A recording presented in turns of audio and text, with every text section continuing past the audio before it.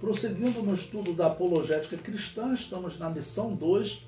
Vamos agora ao item 6 do material didático, o Alcorão e a Bíblia.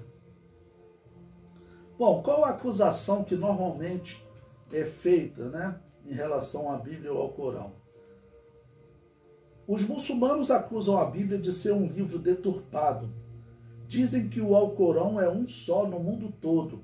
Já a Bíblia, eles acusam, está totalmente deturpada, a ponto de um mesmo templo, na mesma igreja, haverem diversas Bíblias ou diversas traduções, seria a melhor definição, Bom, aqui, pelo menos um ponto, ele está falando a verdade, Realmente, em termos de estrutura literária, o Alcorão, ele é um livro mais íntegro do que a Bíblia Sagrada, Mas vejamos no geral, principalmente na questão doutrinária. Qual a defesa que nós temos em relação à acusação? O Alcorão realmente é um só no mundo todo e segue o escrito original, mas apontamos 6 razões para isso. 6.1. O Alcorão é um texto mais novo que a Bíblia Sagrada. A Bíblia foi escrita em um período de aproximadamente 1.600 anos, tá bom? Desde Moisés, próximo de 1.500, até João, próximo do ano 100. O primeiro livro da Bíblia acredita-se ter sido o livro de Jó, que teria sido escrito por Moisés. Bom, como a gente coloca sempre próximo do ano 1500, mais preciso seria ali próximo do ano 1446, considerando que ele tenha escrito esse livro quando ele estava em Midian, então seria antes de 1446, tá ok? Agora, se ele escreveu esse livro já peregrinando no deserto, então seria depois de 1446 antes de Cristo, Depois de 1446 significa 1440, 1430, 1420, seria mais ou menos nessa época, mas o mais ou menos aí seria 1446 para considerar a provável data do Êxodo, E o último livro foi o de Apocalipse, escrito mais ou menos em 90 depois de Cristo. Em números redondos vai lá o ano 100 depois de Cristo. O Alcorão foi escrito em um período aproximado de 28 anos, olha, um livro escrito em um período de 1.600 anos, lá de 1500 antes de Cristo até o ano 100 depois de Cristo. Já o Alcorão foi escrito aproximadamente no período de 28 anos, do ano 600 depois de Cristo até o ano 628 depois de Cristo. Agora já contagem crescente, Vemos que a Bíblia começou a ser escrita há cerca de 3.500 anos. Você conservar uma literatura dessa época é bem mais difícil, tá bom? Então, o Alcorão ele foi escrito por um homem, chamado Maomé, mais ou menos nessa época, do ano 600 até o ano 628. Ou seja, cerca de 2.000 anos depois de Moisés. 2.100 anos depois de Moisés. Então, é muita diferença. Sem contar com a quantidade de autores também. São vários homens escrevendo em idiomas diferentes, hebraico, aramaico, grego. Então, o Alcorão é muito diferente da Bíblia nesse sentido. 6.2. O Alcorão é conservado graças à violência dos seus líderes. A Bíblia é um livro antigo. Ninguém tem a patente da edição e reprodução da Bíblia. Quando surgem Bíblias com traduções deturpadas, nenhum pastor vai mandar matar esse homem. Já o Alcorão, se alguém fizer um texto em português do Alcorão deturpando, ele será imediatamente morto, ou será decretada a morte dele, Quero fazer lembrar o poeta francês Salman Rushdie, que ao escrever um livro sobre o Alcorão intitulado Versos Satânicos, recebeu a ameaça de morte do líder Ayatollah Khomeini, do Irã. Diversos livros são escritos falando das barbaridades da Bíblia e ninguém é ameaçado de morte, pois a Bíblia não precisa de se impor pela força. A palavra de Deus pode ter o número de difamações que for e não será jamais superada. Os muçulmanos é que precisam defender com violência o seu livro, pois de outra maneira ele já teria sido superado. Quando um jornal dinamarquês publicou charges ilustrando a pessoa de Maomé e os homens-bombas palestinos, foram ameaçados. Interessante que quando eu escrevi esse livro, não havia acontecido, né? Nesse ano de 2022, esse escritor, ele foi atacado. Eu não sei nem se ele acabou morrendo, mas ele sofreu um ataque nos Estados Unidos. A última notícia que eu vi aqui, de agosto de 2022 agora, ele tinha apresentado melhoras, não tem notícia de morte dele. Mas esse homem, ele escreveu esse livro lá na década de 80, início da década de 90. E os muçulmanos estavam perseguindo ele até agora. Há cerca de 5 anos atrás, perguntaram se o islamismo já tinha perdoado esse autor, se já tinha abandonado aquela ordem para matá-lo, e teve um líder muçulmano que falou, não, nada foi esquecido, não. E ele, esse ano agora de 2022, acabou sofrendo um ataque, né, e quase morreu. E esse ataque foi nos Estados Unidos, né? E o caso que eu falei aí, daquela revista Charlie Hebdo, foram charges horríveis que eles fizeram sobre Maomé. Né? Existem críticas e críticas. Eles colocavam na charge Maomé como um ator pornô, uma coisa de baixo nível, horrível, né? Outra mostrava Maomé como homossexual, e faziam barbaridades com Maomé. Faziam com os cristãos também. Tá bom? Fizeram uma charge Maria abortando Jesus, faziam coisas horríveis. Era um tipo de ataque que eles faziam aos islâmicos, e acabou que os islâmicos responderam da maneira que eles sabem, né? Mas os franceses aí da Charlie Hebdo baixaram o nível na crítica. Você criticar é normal, ok? Agora, uma crítica normal, você reagir mandando matar, então é por isso que o Alcorão, aí os países onde o islamismo domina, eles promovem a distribuição do Alcorão, as crianças têm que decorar o Alcorão, isso aí é uma lei. Ou seja, as pessoas não servem o Alcorão como nós servimos a Bíblia. Nós servimos a Bíblia, não precisa nenhuma lei determinar para nós servirmos a Bíblia. Nós servimos a Bíblia porque nós amamos a palavra que está nesse livro, que acreditamos que é a verdade de Deus. Número 6.3. O Alcorão é conservado no seu texto, não na sua mensagem. Observe isso. Os cristãos seguem a Bíblia por inteiro, sem desprezar nenhuma parte dela. Já o Alcorão tem parte totalmente desprezada pelos muçulmanos. Observe o texto que fala da conquista da terra de Canaã pelos judeus. Esse aqui é um texto do Alcorão, da quinta surata, como eles dividem, né, do quinto capítulo, versículos 20 e 21, vou chamar assim.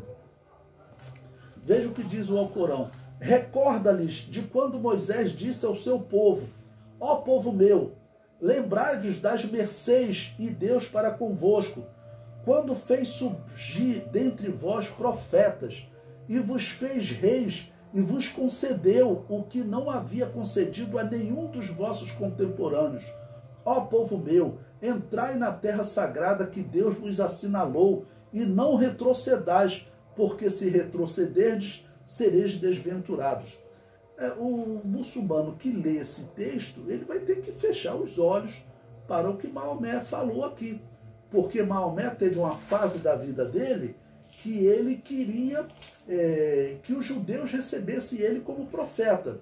Primeiro ele flertou com o catolicismo, né? Diz a história que ele vivia com essa prática dos monges, que era coisa do paganismo, a Igreja Católica adotou.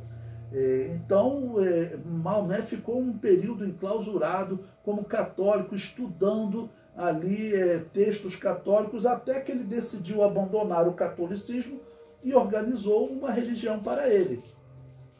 E nesse período ele queria que os judeus recebessem ele como Messias. Então ele, para agradar os judeus, ele fala para os judeus, olha, entre na terra sagrada, entre na terra de Canaã.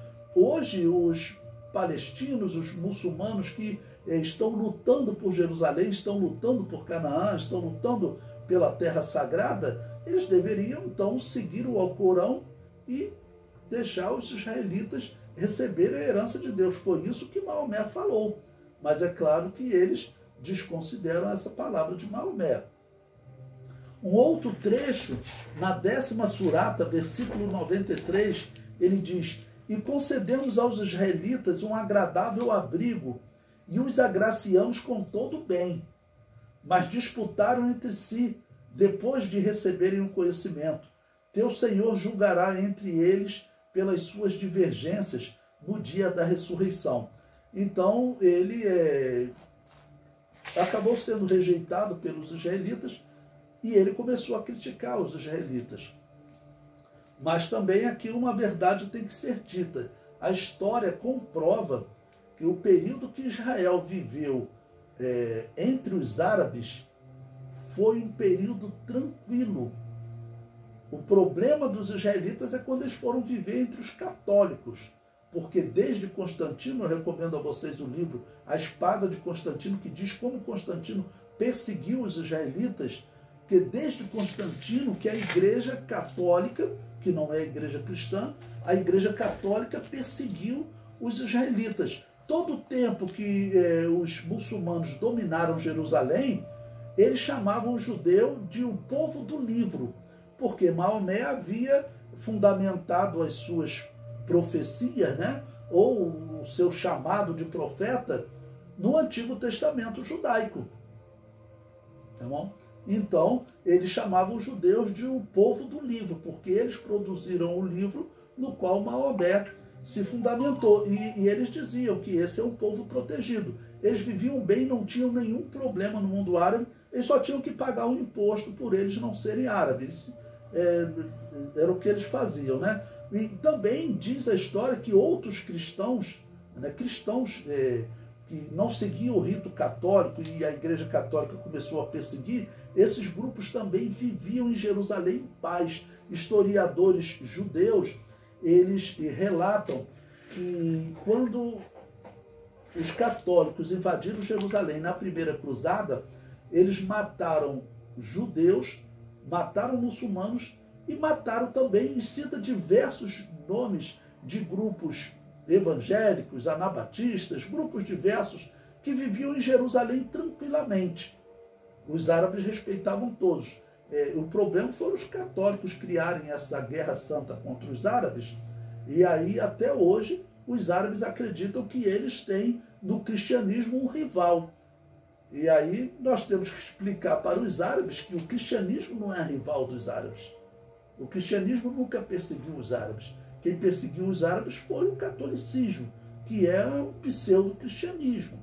Né? Porque o que eles fizeram eu não posso chamar de cristianismo. Eu estaria difamando a igreja de Jesus. Ok? Bom, o comentário conclui. Os muçulmanos desprezam totalmente este texto. Quando Maomé o escreveu, não havia luta pela terra de Canaã. Logo, Maomé disse que os judeus devem possuí-la. Vai falar isso para um muçulmano hoje? Então, naquela época, Maomé vivia na Arábia. Ninguém tinha Jerusalém como uma cidade santa. Então, Maomé, quando escreve o Alcorão, ele fala para os judeus possuírem a terra deles. Ele defende isso, até de uma certa maneira, né, para que os judeus pudessem recebê-lo como profeta, né, ou como Messias. Os judeus não caíram nessa, mas os anos seguintes, 700, 800, todo o período que os judeus viveram num mundo dominado por árabe, eles tiveram tranquilidade. O fim da tranquilidade foi quando os católicos conseguiram expulsar os árabes da Península Ibérica, que hoje equivale a Portugal, Espanha, aquela região ali. Mas foi em 1492 que eles conseguiram expulsar, né? Ou seja, já no século XV. Quando os muçulmanos saíram e os católicos tomaram conta, aí você vai encontrar os judeus sendo expulsos da Península Ibérica. O avô do Silvio Santos conta que ele trabalhava lá na Espanha, ok? Mas como a Espanha, ele organizou as finanças do rei, ele era um homem de confiança, mas o rei disse que tinha que expulsar todos os judeus. Por quê? Porque a Igreja Católica exigia dos reis. E assim os judeus tiveram que se espalhar pelo mundo. A América do Norte foi colonizada por judeus. Cristóvão Colombo, hoje existem muitas evidências que diz que ele era judeu. Aqui no Brasil também, muitos judeus vieram para o Brasil fugindo de Portugal. Fernando de Noronha, que foi dado o nome daquela ilha, Fernando de Noronha, era um judeu e ele chegou a cuidar aqui do Brasil. Portugal entregou o Brasil para um judeu chamado Fernando de Noronha por 15 anos. Então os judeus tiveram que fugir da Europa por causa da perseguição católica. No mundo muçulmano eles não tinham essa rivalidade. A rivalidade começou agora, depois da Segunda Guerra Mundial, que a rivalidade cresceu, porque os judeus já estavam voltando para Canaã. Quando foi entregue a terra de Canaã para os judeus, a Judéia entregue de novo aos judeus, aí começou essa rivalidade até os dias de hoje, que alguns historiadores estão dizendo que está diminuindo. Que os árabes que diziam que Jerusalém era uma cidade santa, Maomé nunca foi em Jerusalém, não viveu em Jerusalém. Mas alguns árabes diziam que Maomé ascendeu ao céu de Jerusalém, e que Jerusalém é sim um lugar sagrado para os árabes. Mas as pesquisas mais restantes entre historiadores árabes têm mostrado que, na verdade, isso é uma lenda, que surgiu 300 anos, 400 anos depois da morte de Maomé. Então, os árabes perderam aquele interesse por Jerusalém. E isso tem até facilitado, segundo autoridades judaicas, tem facilitado o projeto da construção do templo. Questão profética, é muito importante.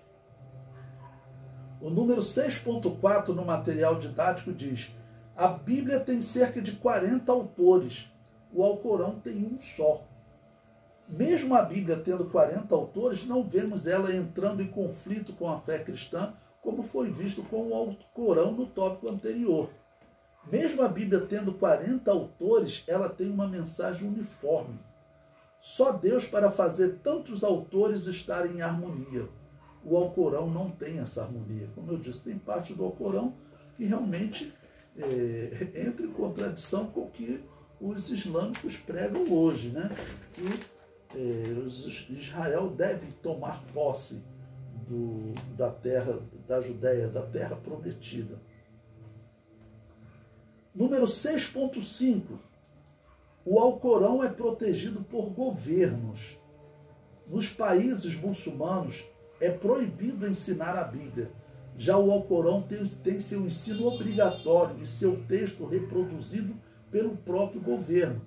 Então, de vez em quando, nós recebemos notícia das agências de missões falando de cristão, pastor, e às vezes um membro normal de uma igreja, que ele foi preso, está sendo julgado porque ele evangelizou, fez proselitismo, tentou ensinar a Bíblia para alguém, tentou dizer que o Alcorão não é a verdade, que a Bíblia seria a verdade. Pronto, isso lá no mundo muçulmano já é a razão para ser preso, tá ok? E pense como isso acontece em países na África, onde a lei é mais difícil de ser aplicada.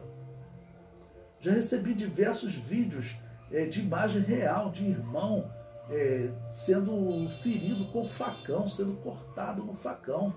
É assim que os islâmicos mantêm a Bíblia numa reprodução reduzidíssima nos seus países, ok? E o Alcorão, ele é sendo reproduzido e ensinado para um número muito maior. Então, esse tipo de ação, ela, claro, faz o Alcorão ser esse texto que ele é hoje. Ninguém quer perverter o Alcorão. Você acha que algum dia os homossexuais vão fazer o Alcorão dos gays? É claro que eles não vão fazer isso. Sabe que se fizer isso, a reação será muito diferente da reação dos cristãos.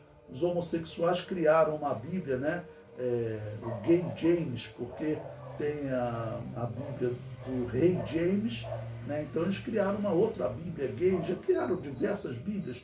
Nenhum evangélico vai lá matar eles, ok?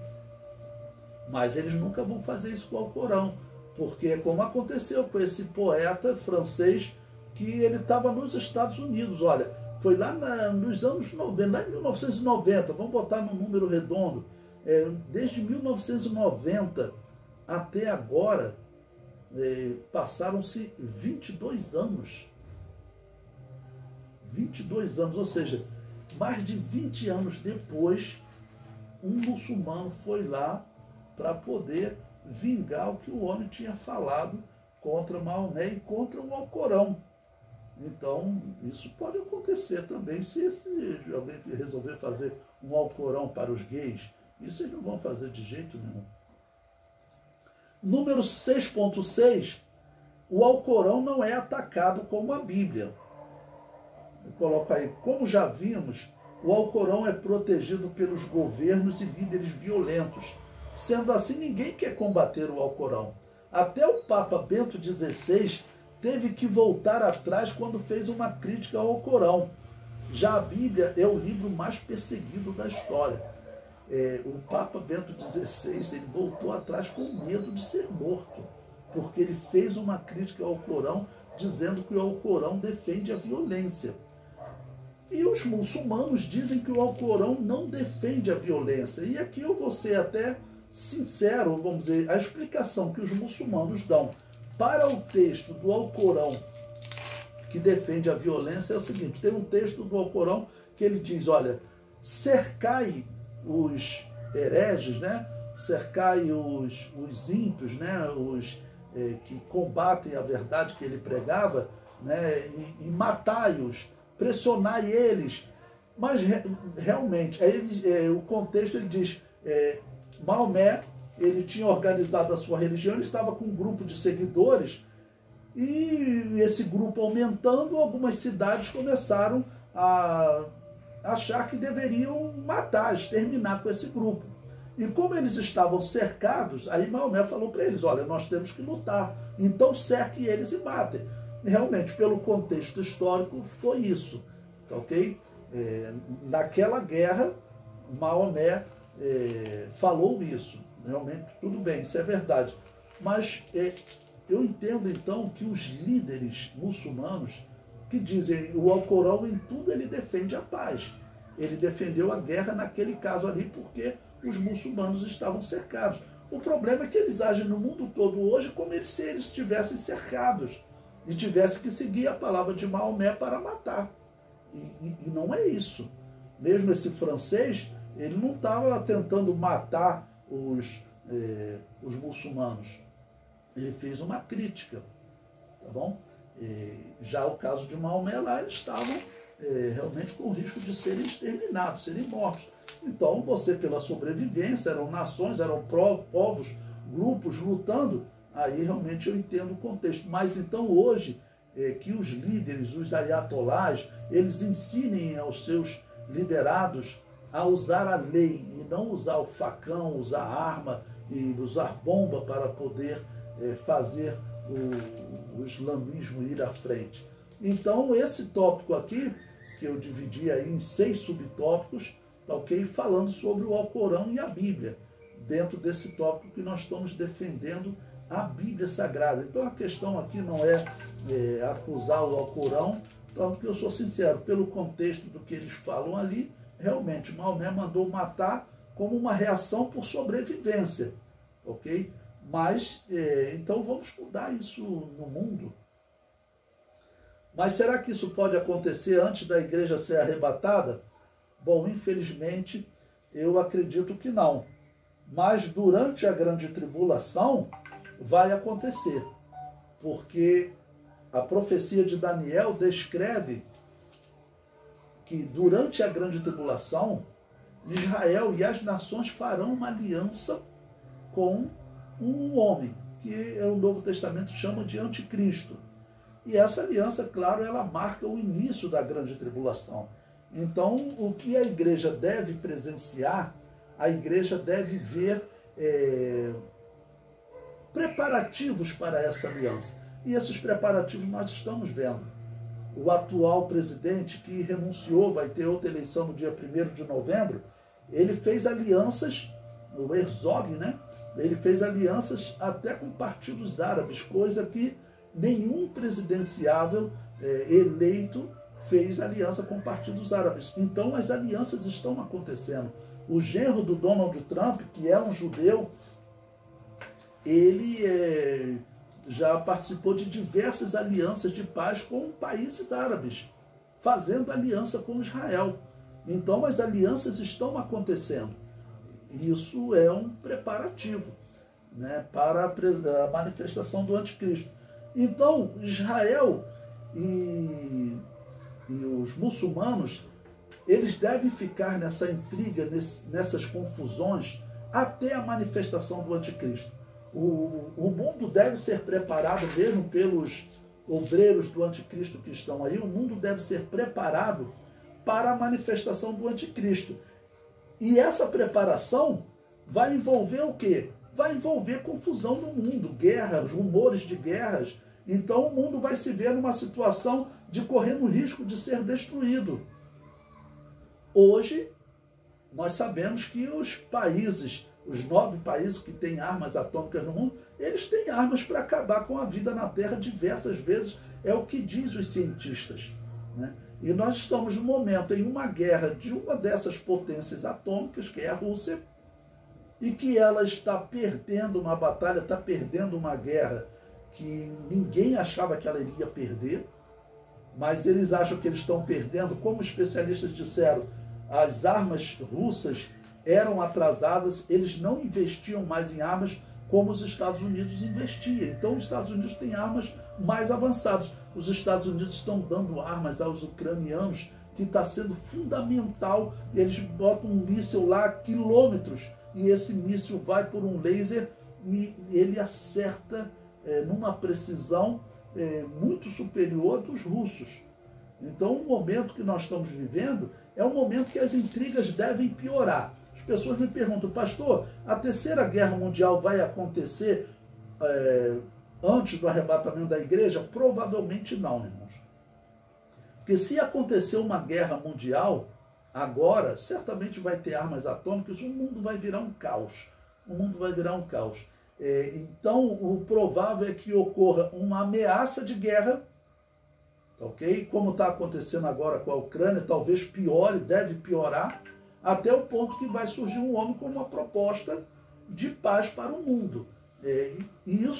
Essa descrição, esse resumo que eu fiz agora, foi o que eu sempre ouvi sendo pregado nas Assembleias de Deus, no seminário das Assembleias de Deus que eu estudei, que foi o IBP, tá ok? E nas revistas de escola dominical sempre foi pregado assim, que nós viveríamos um período anterior ao arrebatamento, que seria foi definido como princípio de dores, e que essas dores cresceriam como dor de parto, ok? Quando a igreja, num determinado momento, será tirada, Israel prosseguirá sofrendo essas dores de parto, que se aplicam em especial a eles que estarão aqui na grande tribulação, né?